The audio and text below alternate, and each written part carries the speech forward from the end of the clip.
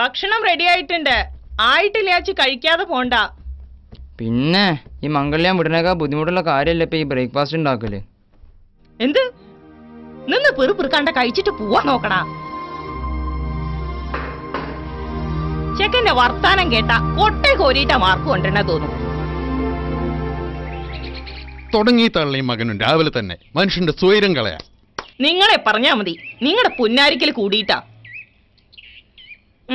ദിവസവും രാവിലെ special class ഉണ്ടെന്ന് പറഞ്ഞ് പോകുന്നുണ്ടല്ലോടാ, വല്ല ഗുണമുണ്ടോ? എപ്പോ നോക്കിയാലും എന്നെ കുറ്റം പറയാനുള്ള നേരമേ ഉള്ളൂ. മനുഷ്യന് സ്വാതന്ത്ര്യം എന്ന് പറഞ്ഞ സാധനം ഇല്ല. കുറ്റോ? എന്ത് കുറ്റാടാ? നിനക്ക് സ്വാതന്ത്ര്യം കൂടിയന്റെ കുഴപ്പാ.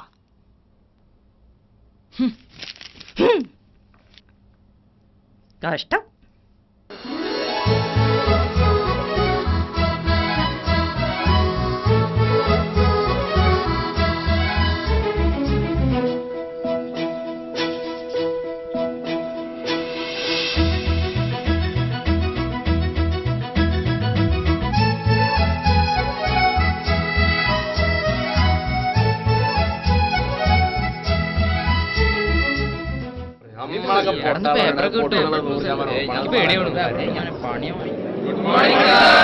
Sit down, sit down.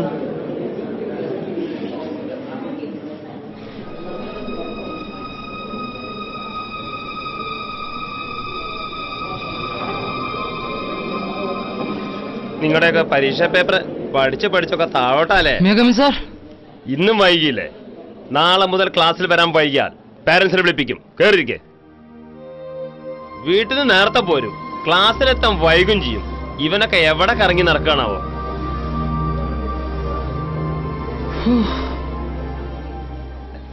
Vishal, Manu. ഞാൻ ജയിച്ചു. എവിടെ നോക്കട്ടെ. ജയിച്ചറാ. ശ്രേയ,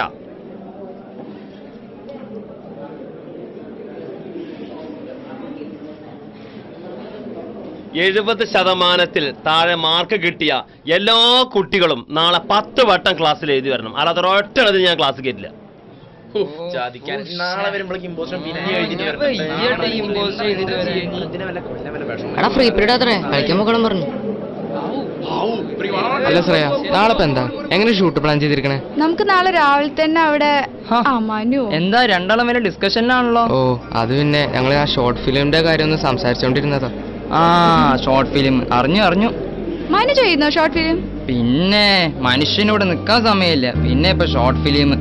നിങ്ങൾ ചെയ്യും മക്കളെ, ഞാൻ പോട്ടെ പ്ലീസ്.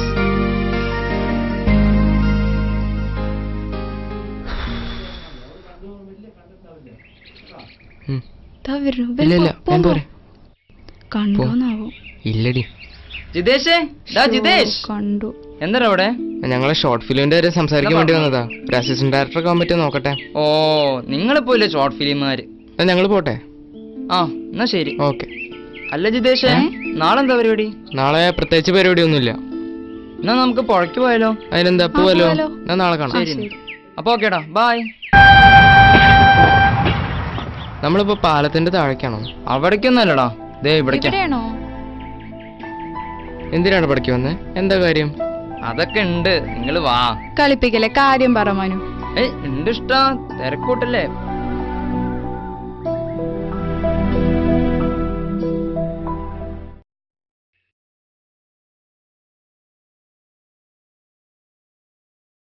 എപ്പോ നോക്കിയാലും എന്നെ കുറ്റം പറയാനുള്ള നേരമേ ഉള്ളൂ.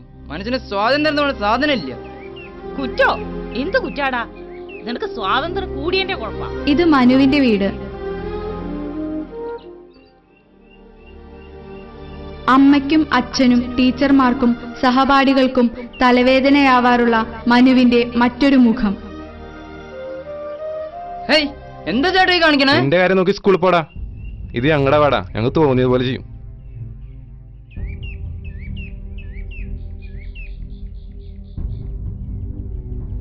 മീഡിയയുടെ മുന്നിലൊക്കെ ശുചിത്വത്തെ പറ്റി വലിയ വർത്താനം പറയണവരാ. സ്വന്തം കാര്യം വന്നപ്പോ കഷ്ടം. വേസ്റ്റ് വഴിയിൽ അലക്ഷ്യമായി കളയുന്നവരെ ധാരാളം കാണാം. എന്നാൽ മനുവിനെ പോലുള്ളവരെയോ?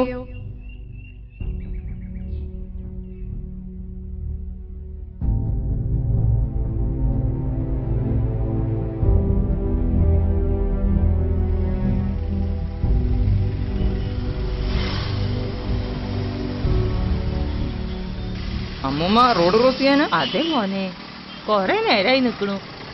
വരൂ, വണ്ടി തിരക്കേ. അമ്മൂമ്മനെ ഞാൻ സഹായിക്കാലോ. ഓ, വലിയ ഉപകാരം.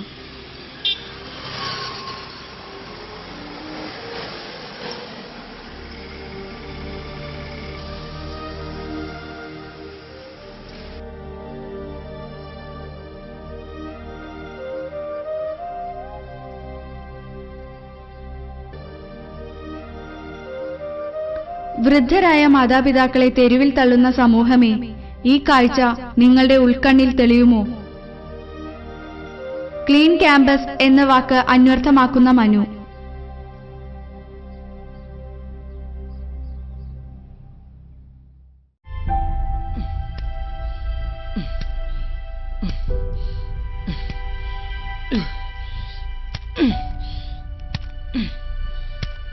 എന്തൊരു നാട്ടവിടെ. അതിലും പോയി കൈയിടലേക്കാം, വല്ല ചൊറും പിടിക്കും. അപ്പൊ പിന്നെ ചേട്ടൻ ചെയ്യത്? മുനിസിപ്പാലിറ്റി ചെയ്യേണ്ട പണി മുനിസിപ്പാലിറ്റി ചെയ്യട്ടെ, അതിനൊന്നും ഞങ്ങളെ കിട്ടില്ല. മുനിസിപ്പാലിറ്റി നിങ്ങളും ചെയ്യണ കാണാനല്ല, അപ്പൊ പിന്നെ ഞാൻ ചെയ്യാന്ന് വെച്ചു. പോടാ ചെക്കാടുന്ന്. എല്ലാ ഉത്തരവാദിത്വവും ഗവൺമെന്റിനാണെന്ന് പറയുന്നവരെ, ഒരു നിമിഷം തിരിഞ്ഞു നോക്കൂ. ദുർഗന്ധം സഹിക്കവയ്യാതെ എത്ര പേർ കടന്നുപോയി. അല്ല, നമ്മൾ കുറെ നേരമല്ലോ നടക്കണു. എന്താ കാര്യം? നീ കാര്യം പറ. ജിതേഷേ, ഇത് നോക്ക്. ഇവിടെ പുഴയിൽ സൺസെറ്റ് കാണാൻ ഒരുപാട് പേര് വരുന്നത് സ്വാഭാവികമാണ്. നീ ഒന്ന് ആലോചിച്ച് നോക്കിയേ. ഈ വരുന്നവരൊക്കെ വേസ്റ്റ് ഇവിടെ തന്നെ ഇട്ട് പോവാറാണ് പതിവ്. ഇങ്ങനെയായാൽ നമ്മുടെ പുഴയുടെ അവസ്ഥ എന്താ? അത് വരും തലമുറയ്ക്ക് തീർച്ചയായും ഒരു ആപത്താണ്. അല്ലെങ്കിൽ തന്നെ മണ്ണിലെടുത്തിട്ട് പുഴ മൊത്തം നശിച്ചിരിക്കുക. നമുക്ക് ഇവിടെ ഉള്ളവരോടൊക്കെ ഒന്ന് പറഞ്ഞു നോക്കാം. ശരി, നോക്കാം.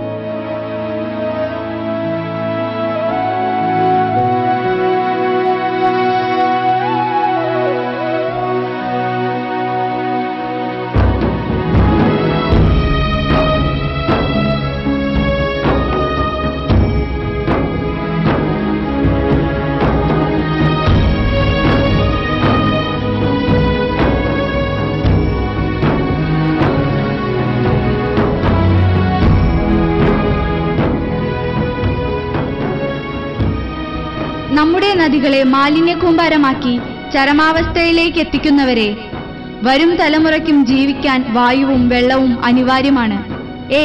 ഒരു നിമിഷം. ഇത് ഗോഡ്സ് ഓൺ കൺട്രി, ദൈവത്തിന്റെ സ്വന്തം നാട്.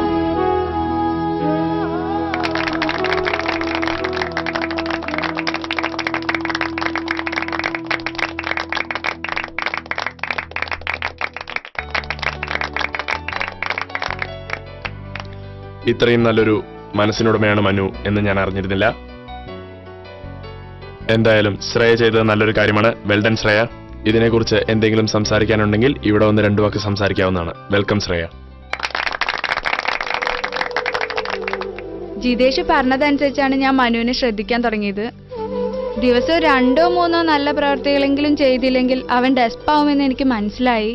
അതുതന്നെയാണ് ഈ ഷോർട്ട് ഫിലിം എന്ന ആശയത്തിലേക്ക് എന്നെ നയിച്ചതും. മനുവിന്റെ സ്വകാര്യതയിലേക്ക് ഇറങ്ങിച്ചെന്നതിന് ഞങ്ങളോട് ക്ഷമിക്കണം. ഇത് ഷൂട്ട് ചെയ്യുന്നതിനായി മൊബൈൽ ഫോൺ സ്കൂളിലേക്ക് കൊണ്ടുവരാൻ അനുവദിച്ച ടീച്ചർമാർക്കും പിന്നെ ഇതിന് സപ്പോർട്ട് ചെയ്ത ഫ്രണ്ട്സിനും സർവോപരി ദൈവത്തോടും എന്റെ നന്ദി അറിയിക്കുന്നു.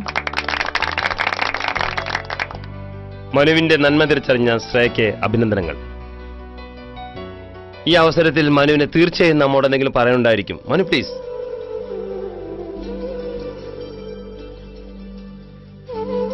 ശ്രേയ ഇങ്ങനെ ഒരു പണി ഒപ്പിക്കുന്നത് ഞാൻ വിചാരിച്ചതല്ല. ഒരു അംഗീകാരത്തിനും വേണ്ടിയല്ല ഞാൻ ഇതൊന്നും ചെയ്തത്. എല്ലാ പ്രവൃത്തിയും ഗവൺമെന്റ് തന്നെ ചെയ്യണമെന്ന് പിടിവാശി പിടിക്കുന്ന ഒരുപാട് പേരുണ്ട്. അവരോടൊക്കെ ഒരു വാക്ക്. നമ്മുടെ മുന്നിൽ കാണുന്ന ചെറിയ ചെറിയ പ്രവൃത്തിയെങ്കിലും നമ്മൾ ചെയ്താൽ അത് നമ്മുടെ സമൂഹത്തിന് തീർച്ചയായും ഒരു കെട്ടുറപ്പാവും.